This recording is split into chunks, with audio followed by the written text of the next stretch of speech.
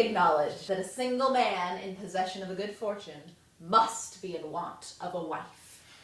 That has to be my favorite opening line of all time. It's so iconic, you know? It also foreshadows that all the woman's plots revolve around being appealing to men, going to balls, and getting married. Well, Elizabeth and Darcy had the same conversation when he's listing his requirements for an accomplished woman. It's okay to want to get married. I know that when Derek proposed, I was the happiest I'd ever been. Was Darcy really so wrong for that? He felt he had a duty to his family to marry well.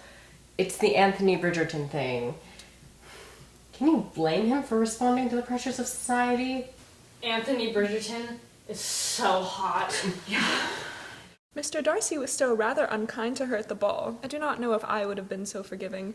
We women must be selective, after all. I think he thoroughly proved his loss of pride in his assistance to Lydia and Wickham. Ugh, the business with Wickham. I find his character reprehensible. Miss Austen's choice to cloak such a vile man in a robe of charm and manners is a rather true-to-life representation, is it not? It's all right, you can say his name. I shan't gossip. We do not have to be unkind. Come now, we're all thinking of Mr. Gantley, are we not?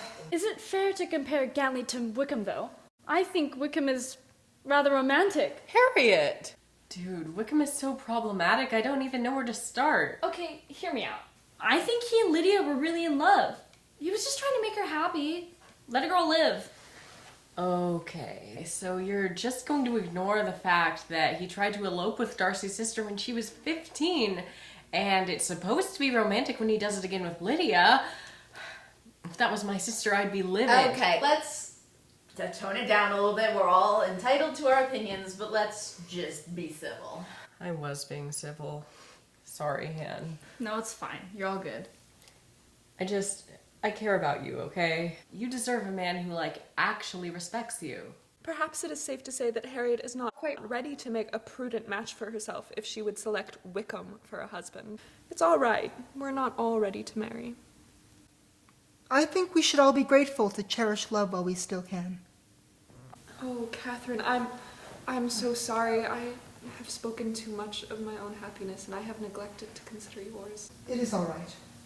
How are you feeling? I'm sorry, I should have asked sooner. Today I am well. Some days I am not. That is the nature of grief, yes? He was a good man, Kitty. He was. But we are here now, and besides, a husband is not the only soul a woman can love. May she also love her friends? She may, with all her heart. We have spoken very little of the author herself. I would very much like to make Miss Austen's acquaintance. As would I. She seems to be such an intelligent woman. I agree. And she imagines characters and lives which make one believe they're almost real. I am certain I will never marry unless I find a man like Mr. Darcy.